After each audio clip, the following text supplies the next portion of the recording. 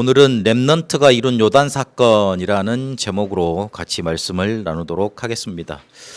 제가 렘넌트 사역을 해오다가 이 친구들 중에 이렇게 질문하는 친구가 있더라고요. 목사님, 저한테 왜 이렇게 잘해주세요?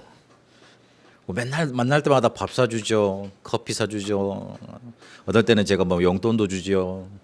그리고 뭔 일 있으면 뭐 차로 한두 시간 정도 타고 가서 이렇게 고민 상담해 주지요. 어떨 때는 친구가 돼 주지요. 막 이러니까 목사님 저 나중에 뭐 이렇게 그 뭐 많이 받아 먹으려고 많이 뭐 챙겨 먹으려고 그러시는 거예요. 이제 그렇게 묻더라고요. 순수한 질문이죠. 그래서 세상에는 그렇게 기브 앤 테이크만 존재하는 게 아니다. 그렇게 말을 해줬습니다만은 제가 이 다락방에 처음 와서 이렇게 교회 다니고 뭐 어렵고 힘들 때 저를 그렇게 헌신적으로 도와주는 선생님이 계셨어요. 지금은 잘 연락을 못 하고 있습니다만은 그때 우리 고등학교 3학년 때 사역을 다 이제 마치고 토요일 날 저녁에 이렇게 어디 한 사무실에서 모였거든요. 그러면 끝나고 나서 배가 고프잖아요. 한 12시쯤 되니까 메시지 1시간 나누고 그냥 포럼하고 그러면 힘드니까 12시쯤 가면 그 순천에 이렇게 그 로타리가 있었는데 거기에 포장마차가 있었어요. 그래가지고 거기서 이제 어묵을 파는데 그때 당시에 어묵이 한 꼬치에 100원 이 정도 할 때 아닙니까?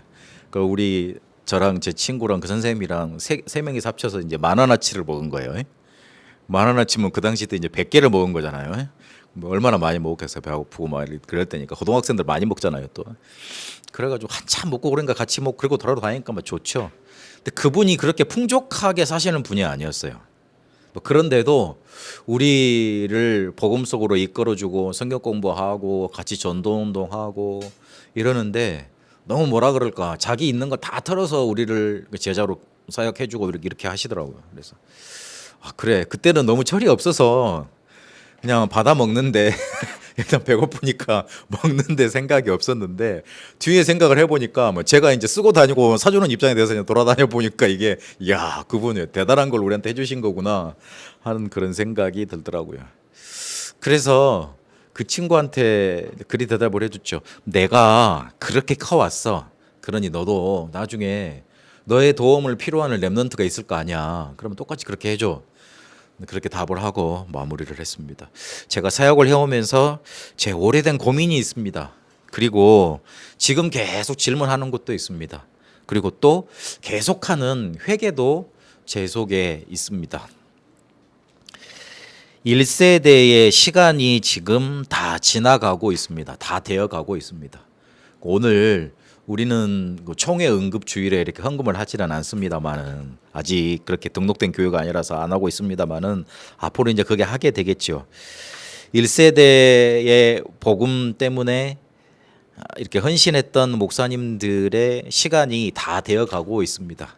먼저 부르심을 받은 목사님도 계시고 지금 활동을 다 이제 마무리하시고 홀로 이렇게 지내시는 분들도 계시고 그리고 간간히 들려오는 소식 속에 몸이 아프시다 힘들다 그런 분들도 계시더라고요. 우리 렘넌트들한테는 거의 할아버지 정도 이제 나이가 되시겠죠. 그 우리 교회 옆에도 그 우리 보던 교회 어르신이 계세요. 그리고 제가 이제 새벽 기도를 마치고 걸어가는데 그분이 쫙 제 옆을 지나가시더라고요. 근데 그분이 저를 모르시니까 그냥 이렇게 지나가면서 봤는데 한간 들리는 소문에 굉장히 좀 몸이 좀 약해지셨다니 그런 소문이 들리더라고요. 그래서 그분들 시간이 지나가는 걸 볼 때마다 그리고 집회 가서 그분들 이렇게 정정하게 막 힘있게 오시는 분들도 계시지만 들려오는 그런 소식들을 들을 때마다 이제 저분들의 시간이 다 되어가고 있구나 그런 좀 생각이 들기도 합니다. 그리고 우리 3세대 지금 우리 렘넌트들이 있습니다만은 3세대는 자라 올라오고 있습니다. 그래서 제 마음속에 무슨 고민이 항상 있냐면 우리는 1세대가 그렇게 보여준 성경적 전도운동을 그 모습 그대로 가감없이 우리 후대 3세대들한테 전달을 해줘야 되는데 혹시 내가 그걸 잘하고 있는가? 우리 세대는 이걸 정말 잘하고 있는가? 단체가 너무 커지다 보니까 일이 많다 보니까 이벤트를 해야 되니까 그것 때문에 너무 흥분해서 너무 취해 있지는 않을까? 우리 랩런트들에게 정말로 성경적인 전도운동이 그대로 보여주는 이 모습을 제대로 우리는 전달하고 또 나는 전달하고 있을까 이 생각이 듭니다. 집회를 가보면 1,000명씩 모이고 2,000명씩 모이고 막 그러니까 굉장히 이제 집회를 앞에서 인도하시는 분들은 기분이 좋고 하나님의 역사다 이렇게 생각하시는 것 같아요. 그러나 막상 현장에 들어가 보면 랩런트가 없어요. 막상 현장에서 랩런트들 모이는 거 보면 잘 모이질 않아요. 3명, 4명, 한두 명. 그런데 또 모아놓으면 그게 또 숫자가 많잖아요. 그렇죠. 앞으로 아이들이 숫자가 더 없어지고 인구가 이렇게 감소되기 때문에 더 없어진다고 말을 합니다만은 그러나 그거 핑계 댈 게 아니고 실제로 현장에서 우리 랩런트들이 전도운동하고 막 이렇게 불신자 살리는 운동 이런 것들이 일어나야 우리가 성경적인 전도운동을 제대로 전달해 줬다는 증거가 될 것 아닙니까? 제가 강남 청신의 강사로 지금 2년 차 이렇게 부름을 받고 인도받고 있습니다. 우리 랩런트들이 한 70명 정도 그렇게 인도받고 하고 있습니다. 장소가 옮겨진 탓도 있지만 우리 랩런트들이 예전만큼 막 모이질 않는 것 같아서 가슴이 좀 아프더라고요. 그런데 제가 이제 개인적으로 조사를 해보니까 현장에서 실제로 이 랩런트들이 사역자로 서서 성경 공부를 실제로 하고 있는 랩런트들은 전무한 것 같더라고요. 전무요, 전무. 선생님이 현장에 들어가서 현장을 다락방하는 것도 거의 없는 것 같아요. 내가 보니까 그냥 말씀 듣는 자리는 토요일 날 이 친구들이 와서 훈련 받는 거 유일하게 그 한 장소인 거예요. 자꾸 그리 돼가면 안 되는데 자꾸 현장 속으로 우리 랩런트들이 파고 들어가지고 친구들한테 복음 전하고 친구들이 고민 상담을 해주면 그래 네 문제는 창세기 3장에서 왔어. 죄, 저주, 재앙, 사단의 문제야. 그거 해결하는 길이 그리스도밖에 없어. 이 복음이 들은 게 아니라 실제로 적용이 되고 친구들을 살리는 능력으로 나타나는 걸 확인을 해봐야 될 건데 혹시나 우리가 우리 랩런트들에게 이 모습을 제대로 전달해 주지 못한 것 아닐까. 그래서 그냥 말씀의 흐름은 잘 타고 있고 말씀은 잘 알고 있는데 실제로 현장에서 하나님의 역사하는 거는 제대로 못 보고 있지 않을까 하는 그런 생각을 많이 하게 되고 그게 실제로 제 오래된 고민입니다. 우리는 1세대로부터 보고 자라왔는데 그분들이 힘든 거 어려운 거 다 보고 자라면서 그분들이 현장에 들어가서 생명운동 일으키고 불신자 살리고 전도운동을 일으켰던 거 보고 자라왔는데 왜 우리를 통해서 이렇게 전달이 잘 안 될까? 물론 저에 국한된 문제겠죠. 그래서 그 부분이 왜 그럴까? 만약에 나 같은 교육자만 많아버리면 나 같은 교회와 우리 같은 랩런트들이 많아버리면 이거는 우리 대에서 끝나고 또 우리 다음 때에 대해서 없어질 운동이 아니겠는가 하는 그런 생각이 듭니다. 그리고 제가 하나님 앞에서 중요한 때 회개했던 내용입니다. 그 교회 이제 더 이상 내가 할 수 없을 때 무슨 생각을 했냐면 버림을 받았다고 생각을 했어요. 교회에서 더 이상 너는 이제 목사 못해 내침을 당했다고 생각을 했어요. 근데 가만 자세히 따지고 보니까 나는 그 교회에 그리고 그 목사님께 필요 없는 사람이었던 것 같더라고요. 그게 맞더라고요. 필요가 없었더라고요. 그러니 필요 없는 사람에게 굳이 재정을 들여서 귀중한 성도들의 헌금을 들여서 이렇게 지원할 수 있는 이유는 없는 거잖아요. 그래서 정리해고를 당했다 그렇게 속으로 나는 생각을 하고 막 배신을 당했다 이렇게 생각을 했는데 그리고 그때는 뭐 너무 막 열도 나고 화도 나고 막 그랬었는데 나중에 가만 쳐다보니 자세히 쳐다보니 나는 그들에게 필요 없는 사람이었어요. 제가 이 사실을 정말로 진심으로 깨닫고 난 다음에 하나님 앞에 회개했습니다. 하나님은 정말로 나한테 축복을 주셨는데 나는 나한테도 그리고 그 교회에도 그 현장에도 필요 없는 사람으로 쓸모없는 사람이었군요. 그리고 실제로 도움을 못 주는 사람이었군요. 이 생각을 하게 됐습니다. 그런데 이 생각을 하나님 또한 하게 하시더라고요. 2016년도 원당 기도회 때 아이들은 부모의 뒷모습을 보며 자라난다. 이 이야기를 결론 마지막 즈음에 하시면서 마치셨어요. 그런데 그 메시지가 제 마음을 너무 강하게 때리더라고요. 아, 이제 나 그만해야 되겠다. 필요 없는 사람이니까, 실제 도움도 못 주는 사람이니까 이제 목자 이제 그만하고 다른 것 하는 것도 괜찮지 않겠나, 이 생각이 너무 강하게 들 때였어요. 또 원단 기도회는 드려야 되니까 메시지를 받았는데, 아이들은 부모의 뒷모습을 보며 자라난다 이러면서 절대 포기하지 마라, 낙심하지 마라, 그만두지 마라, 그렇게 메시지를 하고 마무리를 하시더라고요. 그러면서 언뜻 드는 생각에, 만약에 내가 여기서 포기하고 그만두는 모습을 우리 랩런트들 그리고 우리 자녀들이 보고 그대로 이어간다면 문제 어려움은 올 것인데, 낙심되는 일도 그리고 실패되는 그런 일도 올 것인데, 만약 그 앞에서 나처럼 포기를 선택하고 낙심을 선택하고 좌절을 선택한다면 누구 탓이겠어요? 분명히 내 탓이지. 그 생각이 번쩍 들더라고요. 그러면서 저희 아버지 어머니를 생각해 봤어요. 저희 아버지 어머니가 별거 없으신 분들이고 별로 이루신 분들이 아니에요. 그리고 그렇게 배움도 많으신 분들이 아니었어요. 그런데 우리 그 전 세대, 아버지 세대는 IMF 전쟁 다 겪어보셨지 않습니까? 그걸 겪으시면서 집안이 엄청나게 이렇게 크게 이렇게 휘청거리는 그런 시간표가 있었습니다. 그러니 분명히 어려우실 수밖에 없죠. 그런데 한 번도 뒤로 물러나시질 않더라고요. 한 번도 뭔가 이렇게 막 어렵다, 힘들다, 그걸 나한테 너무 크게 내색하지 않으시더라고요. 그런데 그러시면서 하나 둘씩 본인에게 있었던 그런 빚들 감당해 가시고, 그리고 우리 뒷바라지를 하고 든든한 배경으로 저에게 배경을 만들어 주시더라고요. 그렇지, 우리 아버지 어머니도 포기를 안 했는데 나도 포기할 수는 없지. 그게 우리 부모님이 나한테 남겨주신 큰 유산 중에 하나지. 이게 그때 딱 제게 언약으로 붙잡혔습니다. 우리가 하나님의 축복을 하나도 못 누리면서 우리 후대를 보고 우리를 따르는 사람들을 보고 잘하세요 그러면 그게 먹히겠습니까? 그렇지 않죠. 말은 맞습니다. 말은 맞잖아요. 포기하지 마, 낙심하지 마, 예배 잘 드려, 신앙생활 잘해. 그러면 그 사람한테 먹히겠습니까? 그 사람은 살리는 말이 되겠습니까? 오히려 선생으로 서서 가르치는 말, 그리고 율법에 묶여서 그 사람들을 더 옥죄는 말밖에 되지를 않습니다.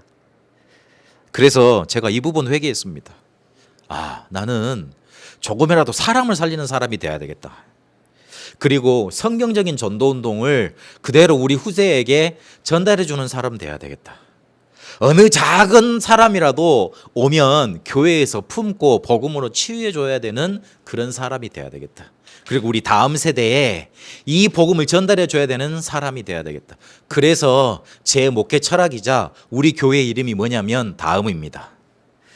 이걸 말하니까 어떤 랩런트들이, 목사님 그럼 네이버 교회, 구글 교회는 어디 있어요? 이러더라고요. 그래서 자식 그 다음이 아니고 다락방, 복음, 다음 세대, 이 세 단어가 합쳐져서 다음이다.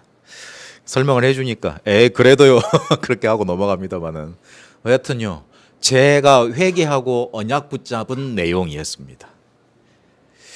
우리는 1세대가 지나고 난 시간을 생각을 해봐야 됩니다. 하나님의 역사가 그대로 우리를 통해서 전달이 될 것인가, 우리 후대에게 그대로 물려질 것인가, 언약을 붙잡아야 됩니다. 우리는 실제로 사람을 가치 없다 얘기지 말고 그렇게 살려줘야 됩니다. 복음으로 살려줘야 됩니다. 얼마나 낙심된 사람들이 현장에 많고, 그리고 꾹꾹 참고 누르고 있다가 정신적인 영적인 문제에 걸려있는 랩런트들이 의외로 많아요.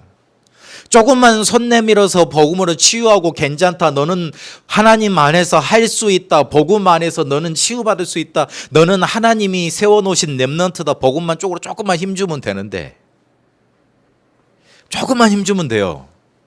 그리고 우리 다음 세대가 이 사실을 이끌어 갈 수 있도록 조금만 금토일 시대 세 가지 들 준비해서 이 아이들이 2, 3, 7, 5천 년 살릴 수 있는 주역 될 수 있도록 만들어주면 됩니다. 하나님은 우리가 이렇게 언약 붙잡기를 원하십니다. 어려운 거 많습니다. 그리고 우리의 실패될 거 많습니다. 힘든 부분 분명히 많이 존재합니다. 원망될 것 많고 하나님께 따질 것 많고 그리고 속상한 것도 많습니다. 힘든 일도 많습니다. 어떤 때는 내 무능 앞에서 내가 좌절하고 낙심하기도 합니다. 그러나 그때 언약을 붙잡으셔야 됩니다. 하나님 앞에 정말로 내 마음을 내어놓고 질문하고 그리고 회개해야 됩니다. 어떤 회개입니까? 하나님이 우리에게 능력 주시고 응답 주시고 역사하실 것인데 그것만 놓치고 우리 현실을 붙잡고 내 자신을 바라보고 실수하고 또 실패한 그것 때문에 무너져 있는 것, 그거 회개해야 됩니다. 하나님은 그런 나라도 괜찮다고 그러지 않습니까? 하나님은 그런 무능한 나라도 할 수 있다고 그러지 않습니까? 하나님은 그런 사람이라도 변화시켜서 쓰시겠다고 약속을 하시는 거예요. 그런데 나는 안 된다고, 나는 힘들다고, 나는 어렵다고 놓고 있다니까. 아닙니다. 하나님은 그런 나라도 괜찮다고 하십니다. 분명히 그런 사람을 변화시켜서 쓰셨다고 성경에 기록하고 있습니다. 그래서 언약 붙잡아야 됩니다. 우리의 무능력, 무기력, 실패, 실수, 좌절, 낙심, 그게 우리에게 주신 언약을 이기지를 못해요. 그거 붙잡으셔야 돼요. 왜 요단 사건을 말하는데 목사님 그런 심각한 얘기를 하세요? 그럴지 모르겠지만 이어집니다. 한번 잘 보세요. 모세와 아론이 이미 세상을 떠났고 하나님께 부름을 받았습니다. 아론이 먼저 죽었죠. 그 다음에 모세가 뒤에, 모세는 죽지 않았어요. 하나님께 비스가산에서 올림을 받았어요. 그래서 나중에 보면은 이렇게 그 시신 가지고 이야기하는 내용이 나오지 않습니까? 그런데 이 모세와 아론 1세대가 떠나고 2세대가 광야에서 자라난 세대를 데리고 이제 가나안으로 가야 되는 거예요. 1세대는 지나갔어요. 하나님께 부름을 다 받았어요. 그런데 그 1세대와 함께했던 여호수아와 갈렙이 광야에서 자라난 세대를 데리고 지금 이룬 사건이 무슨 사건이었냐? 요단의 사건이었습니다. 우리는 큰 인물, 큰 영웅이 사라지면, 나에게 큰 도움을 줄 수 있는 능력자가 사라지면 하나님의 역사가 혹시나 끝나버리지 않을까 하는 두려움 속에 살고 있는지도 모릅니다. 모세가 있었을 때는 든든했잖아요. 대단했잖아요. 모세는 하나님과 직접 뵀던 자고, 그리고 하나님께 돌판을 가져와서 우리의 그 이스라엘 백성에 전달했던 그런 자 아닙니까? 그렇게 신령한 자고 능력을 일으키는 자였지 않습니까? 근데 그 사람이 사라졌어. 엘리야가 승천받을 때 뭐라고 외치면서 기도했습니까? 이스라엘의 마병이여 병거여 그랬습니다. 엘리야가 든든히 살아 있었기 때문에, 엘리야가 든든히 그 자리를 지키고 있었기 때문에 아람 나라가 쳐들어오지를 못했어요. 수십만의 병력들보다, 군사들보다, 어마어마한 무기보다 엘리야가 하나님께 기도하는 그 능력이 더 강건하게 나라를 지키는 무기였어요. 그게 사라진 거잖아요. 우리는 그렇게 생각할 수 있습니다. 그래서 엘리사가 하나님 엘리야에게 갑절의 영감을 구한다, 그렇게 기도했던 겁니다. 우리를 도울 큰 능력자가 없는데 우리의 생을 과연 잘 살아갈 수 있겠습니까? 우리 이거 고민하고 답을 내고 오늘 확실히 하나님께서 어떻게 요단 사건을 이루시면서 모세가 없었는데 이제 새로운 세대가 태어나서 이 새로운 사건으로 하나님의 역사를 이뤄가야 되는데 막히지 않고 어떻게 하나님 인도해 가시는가, 그 답을 오늘 확인해야 됩니다. 왜 요단을 건너게 하셨는가, 그것부터 확인을 해야 됩니다. 홍해 사건, 홍해를 가르셨던 그 사건을 다시 한번 상기시키기 위해서 이 요단을 건너게 하신 겁니다. 출애굽 이후에 초기 사건이었어요. 홍해 사건은. 모세, 그리고 오늘 요단 사건도 잘 비교를 해보시면 모세가 죽은 이후에 여호수아가 처음으로 지도자로 등극해서 처음 일어난 사건이에요. 그러니까 초창기 사건이 비슷하죠. 어떤 공통점이 있습니까? 가장 막막했던 시기예요. 출애굽에서 나와서 이제 룰루랄라 할 시간이 아니잖아요. 뒤에 쫓아오는데, 뒤에서 애굽 군대가 막 죽이려고 쫓아오는 그런 시간이었잖아요. 그러니까 얼마나 그걸 이겨내려고 답답했겠어요. 그리고 여호수아도 얼마나 답답했겠어요. 야, 이거 어떡하지? 막막했던 시간이었어요. 야, 진짜 우리 살아남아서 광야 제대로 갈 수 있겠냐? 가나안 제대로 갈 수 있겠냐? 그런 두려움과 의심이 가득했을 겁니다. 하나님이 그걸 모르셨겠습니까? 그때 기적을 선물하신 겁니다. 괜찮다고, 내가 너희들을 이 기적으로 함께해서 이끌어 가겠다고, 그렇게 하기 위해서 요단 사건을 터뜨리신 겁니다. 홍해 사건도 그렇게 터뜨리셨습니다.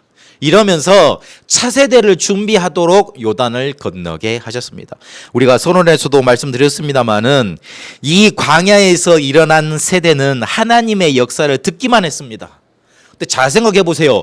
듣기만 한 것 가지고는 내 것이 안 되잖아요. 그런데 내 것이 없어서는 세상에서 살아나갈 수가 없지 않습니까? 남이 시키는 일만 해야 돼요. 근데 남이 시키는 일을 해서는 옛날에 조국 노예하고 다를 바 없잖아요. 머슴이나 다를 바 없잖아요. 살아남을 수 없고 이 인생을 제대로 헤쳐나갈 수도 없어요. 남의 이야기 들은 것, 그리고 누구한테 전에 들은 것, 이것 가지고는, 내 것 아닌 것 가지고는 세상에 일어나는 어려움과 현장의 어려움을 이길 수 없는 겁니다. 그래서 듣기만 했던 사실을 실제로 내 것으로 만드는 체험을 하도록, 그래서 차세대를 준비하도록 하나님이 만들어 두십니다. 그리고 또 인접 국가에 경고를 하시죠. 여호수아 2장 10절에 보니까 기생 라합이 정탐꾼들한테 이렇게 고백합니다. 너희들에게 역사하셨던 애굽에서 하셨던 일, 홍해에서 하셨던 일, 그리고 요단 동편에서 하셨던, 하나님께서 하셨던 모든 일을 내가 들었다. 우리가 들었다. 그런데 11절에 보니까 그 일을 듣고 우리의 마음이 녹아버렸다. 그 일을 듣고 우리 사람들이 정신을 잃어버렸다. 그렇게 고백을 합니다. 소문만 들었는데 대단한 거요. 그거를 확인시켜 준 겁니다. 그거를 확인시켜 줬어요. 그래서 경고해서 더 이상 그래 정말 하나님이 살아 계시는구나. 쟤들은 하나님이 이끄신 족속이구나. 그렇게 확인하게 하십니다. 그러면 이 요단을 어떻게 가르셨습니까? 무엇을 중심으로 해서 갈랐습니까? 한번 잘 확인해 봐야 됩니다. 여호수아 3장 14절에서 17절까지 읽어보시면 언약궤를 맨 제사장들이 발이 물가에 잠겼을 때 그때 갈라졌습니다. 홍해는요 어떠죠? 모세가 홍해 앞에 서서 백성들이 막 난리를 치니까 조용히 해 그랬잖아요. 하도 불신의 소리를 많이 하니까 야 조용히 해, 잠잠하라, 오늘 여호와께서 어떻게 행하시는가 그대로 지켜봐라 그러면서 지팡이를 딱 손에 들으려고 그랬거든요. 하나님 들으라고 그랬어요. 그러니까 딱 들으니까 어떻게 됐어요? 바람이 확 몰려와가지고 홍해가 쫙 갈라져 버린 거예요. 그런데 지금 요단강에서 어떻게 했어요? 갈라놓고 들어가라 그러지 않았어요. 들어가면 갈라진다 그랬어요. 다르지요. 그런데 홍해 앞에서는 모세라는 큰 인물이, 영웅이 지팡이를 들고 이벤트를 벌린 거예요. 일을 벌고 사건을 벌린 거예요. 그러나 애굽에서는 지금 요단강에서는 뭡니까? 그냥 언약궤를 맨 제사장이 들어갔는데 갈라졌던 겁니다. 갈라졌던 게 아니고 위에서부터 물이 쌓여서 이렇게 멈춰진 거예요. 그러니까 그 뒤로는 땅이 마르게 되겠죠. 홍해를 가르시던 때와는 달랐습니다. 큰 인물이 없어지고 큰 기적의 역사가 없어지면 하나님의 역사를 못 하십니까? 아닙니다. 하나님의 말씀은 지금도 하나님의 말씀의 역사는 지속됩니다. 우리는 그 역사를 따라가는 겁니다. 우리는 그 역사를 따라가는 거예요. 그래서 여호수아 보고 명령해서 또 갈르게 할 수도 있어요. 그런데 이번은 달랐어요. 뭘 하셨어요? 언약궤 맨 제사장들이 가게 하셨어요. 그게 발에 물을 담는 순간 물이 쌓여 서서 이렇게 마른 땅으로 만드셨어요. 주시는 의미가 다른 거예요. 뭔가 큰 이벤트를 벌리신 게 아니고 하나님의 말씀이 모세라는 큰 인물이 없어져도 그대로 성취가 된다. 앞으로 큰 인물을 통해서 역사를 하겠지만 말씀으로, 능력으로 너희와 함께 인도할 거다. 그걸 말씀해 주고 있는 겁니다. 그래서 말씀 따라가면 된다고 보여주고 계시는 거예요. 그것 중심으로 요단 사건을 일으키셨습니다. 그러면 요단의 교훈이 뭡니까? 왜 하나님은 이걸 통해서 요단을 마른 땅으로 만드시고 이걸 통해서 뭘 알려주셨습니까? 여호수아 4장 6절에서 7절, 21절, 24절에 보니까 하나님이 뭐라 그러셨냐면 요단의 물이 끊어지면 거기에서 돌이 있을 것이다. 그러면 각 지파마다 한 돌을 가지고 나와라. 그래서 그거를 기념비로 쌓으라 그랬습니다. 그러면 너희 자녀들이 물을 거 아니야. 이 돌이 뭡니까? 그러면 여호와께서 요단물을 마르게 하셨다. 그리고 여호와께서 이 홍해를 말리시고 건너게 하신 것처럼 요단을 마른 땅으로 만드셔서 건너게 하셨다고 알려줘라. 그리고 여호와의 손이 그토록 강하다. 여호와께서 너희와 항상 함께 하신다. 그 사실을 증거해라. 그렇게 교훈을 삼으라 말씀해 주십니다. 돌이 표징이 돼서 기념비 되도록 만들라는 겁니다. 무슨 말씀인지 잘 모르겠죠. 쉽게 말해서 이거예요. 와, 하나님 살아 계시다 그러는데 진짜였네. 이걸 알리라는 거예요. 우리는 듣기만 들었어요. 다음 광야에서 일어난 세대는 듣기만 들었어요. 다음 세대는 듣기만 들었어요. 야, 예전에 우리 1세대들이 그렇게 성령령의 전도운동을 하고 이단으로 핍박을 받고 힘들게 자기 생명을 걸어가면서 전도운동을 했다더라. 그런데 그게 진짜였네. 요단 사건을 통해서 알 거예요. 알게 하신 거예요. 이스라엘 광야에서 일어났던 세대들이 잘 먹고 잘 살았어. 왜냐하면 그 렘넌트들은 노예 시절을 잘 모르잖아요. 400년 동안 핍박받았던 세대를 잘 모르잖아요. 어떻게 구원받고 광야에서 살았는데 광야에서 태어났으니까 그렇게 그 만족스러운 삶을 살았어. 그런데 이스라엘 앞에 서대들을 보니까 어마어마한 능력으로 역사했던 사실들이 막 전달돼 오거든요. 그래서 듣는 마음에 저게 진짜야? 진짜 저랬다고? 진짜 저런 거야? 그랬을 거 아니에요. 그런데 요단 사건을 겸하고 나서 진짜네. 진짜였네. 우리에게 이런 1세대들한테 일어났던 일이 진짜였네. 그걸 알리시기 위함이었습니다. 우리를 죽음의 길로 인도하시는 게 아니었구나. 진짜였구나. 하나님이 지금도 우리와 살아서 역사하시는구나. 모세와 함께했던 하나님이 여호수아에도 함께하시고 그렇다면 우리는 가나안을 정복할 수 있겠구나. 이 사실이 우리 렘넌트들한테 그리고 다음 세대한테 확실히 증거되도록 하나님이 이 사건을 이루신 겁니다. 그래서 제목이 렘넌트를 통해 이룬 요단 사건입니다. 무슨 말인지 이해가 되시죠? 그냥 단순히 요단을 건너게 하신 게 아니에요. 렘넌트한테 이런 것들을 다 각인시키셔서 뿌리 내리게 하셔서 체질로 만드셔서 요단 사건을 통해 알리신 겁니다. 하나님의 말씀 따라가면 됩니다. 하나님의 말씀의 역사는 지금도 계속되고 있습니다. 그게 진짜였습니다. 그게 내 것 되도록만 만들면 됩니다. 그러면 어떻게 해야 됩니까? 3시대를 살려내는 것 오늘 결단하고 그렇게 인도받으면 됩니다. 3시대는 과거, 현재, 미래 요 세 가지 시대를 말합니다. 과거에 우리는 거의 대부분 상처 속에서 살았습니다. 그리고 그 상처를 가지고 지금도 살고 있고 또 미래도 그렇게 살아갈 수밖에 없습니다. 그래서 그 상처를 뭘로 만들어야 되느냐? 발판으로 만들어서 벗어나야 됩니다. 과거에서 벗어나야 됩니다. 과거는 절대 바꿀 수 없습니다. 그리고 또한 없앨 수 없습니다.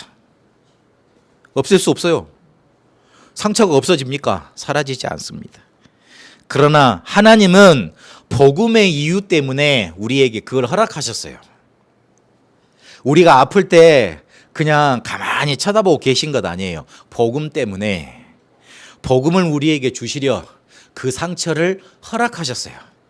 그리고 상처를 자세히 쳐다보면 우리 사명의 방향이 들어 있습니다. 우리가 평생 어떻게 뭘 해야 될지 우리의 과거 상처 속에 우리의 사명과 길이 다 담겨져 있습니다. 그걸 보셔야 됩니다. 그리고 현재 속에 문제들, 어려움들 너무 많아서 우리는 항상 무기력 속에 잡혀 있을 수밖에 없습니다. 이 부분 7망대 여정 이정표로 치유해야 됩니다. 치유하란 말은 단순한 말이에요. 그냥 누리면 되는 거예요. 무기력도 누리세요. 어떡할 거요? 이렇게 파전 뒤집듯이 이렇게 훅 돌려가지고 뒤집으면 얼마나 좋아요. 그게 됩니까? 그게 되냐고요. 되지를 않지. 그래서 확 뒤집어보면 좋겠지만 잘 되지를 않아요. 안 되는 부분에는 반드시 치유가 필요한 부분이 있는 거예요. 그래서 그 부분을 인정을 하고 인도받으면 됩니다. 틀린 것으로 각인뿔이 체질되어 있기 때문에 안 될 수밖에 없는 것 아닙니까? 근데 그거를 휘딱 뒤집으려고 하니 얼마나 힘들어. 맨날 그것만 생각하고 있으니 또 얼마나 또 안 되니 낙심이 됩니까? 그러지 말고 일곱 망대 여정 이정표, 하나님이 나에게 그리스도께서 감람산에서 주신 것 그건 누리세요. 그리고 미래는요, 가만 놔두면 불안해요. 불안이란 말은 무슨 말이죠? 안 되는 건데, 그렇게 안 될 것인데 지금 된 것처럼 이렇게 뭔가 마음속에 염려가 찾아오는 것 아닙니까? 불안에만 있지 말고 서밋 준비를 하세요. 왜냐하면 우리는 237과 5천 종족 살릴 사람들로 하나님이 부르셨기 때문에 그렇습니다. 그래서 요 서밋 때 준비를 해야 됩니다. 안 그러면 불신자 종로로 타고 그리고 결국 똑같이 끝나게 돼 있습니다. 아무리 잘나분들 늘 나이 드시는 거 보니까 똑같더라고요. 비슷해요. 하나님은 우리가 237과 5천 종족 살릴 수 있는 세계 복음을 할 수 있도록 축복을 예비해 두셨습니다. 그래서 준비해야 돼요. 우리 렘넌트들이 3시대를 살려내는 축복을 받도록 조금만 우리가 체험하고 이 사실 전달해 주면 됩니다. 자녀들을 바꾸려고 노력 안 해도 됩니다. 내가 과거의 상처를 발판 삼고 있고 현재 속에 내가 무기력에 빠지지 않고 이 일곱 망대 여정 이정표를 계속 누리고 있고 그리고 엄마를 보면 아빠를 보면 평안함이 느껴져서 세계복음만 할 수 있는 그런 힘이 느껴진다. 아, 우리 아빠 엄마 속에 하나님이 역사하셨구나. 그게 느껴진다. 그러면 분명히 전달되게 돼 있습니다. 그래서 조금만 3시대 살려내는 축복 누려내시면 됩니다. 우리 렘넌트들이 우리 뒤를 보고 전도운동을 배울 수 있다. 그럼 우리 최고의 축복이 될 겁니다. 우리 앞서신 중직자님들 그리고 우리 집사님들 그리고 우리 세대들이 그 축복을 받을 수 있도록 지금부터 그냥 딱 붙잡으세요. 딱 누려가세요. 모세와 아론이 떠났지만 여호수아와 갈렙이 광야에서 태어난 세대를 가지고 오늘 요단 사건을 이루게 됩니다. 하나님은 그 일을 우리를 통해서 하실 겁니다. 그래서 그 응답을 한 주 동안 3시대를 살려내는 축복으로 인도받게 되시길 바랍니다. 살아계신 하나님 감사합니다. 렘넌트를 통해 요단 사건을 이루신 것 오늘 말씀으로 확인했습니다. 우리의 오래된 고민과 지금의 질문과 계속되는 회개가 언약 속에 답을 얻고 언약 속에 참된 능력을 얻도록 그리고 하나님이 원하시는 길로 갈 수 있도록 인도받는 방향타가 될 수 있도록 인도하여 주옵소서. 우리 렘넌트들이 우리가 가고 난 이후에도 이 복음 운동을 다음 세대에 전달할 수 있을 만큼 하나님 축복하여 주옵소서. 이 복음이 그들의 것이 되게 하여 주옵시고 우리에게 주었던 그 은혜가 그들에게도 그대로 전달될 수밖에 없도록 하나님 지금 우리에게 역사하여 주옵소서. 그래서 3시대 살려내는 축복으로 이번 한 주간 인도받게 하옵소서. 살아계신 우리 주 예수 그리스도의 이름으로 기도합니다. 아멘.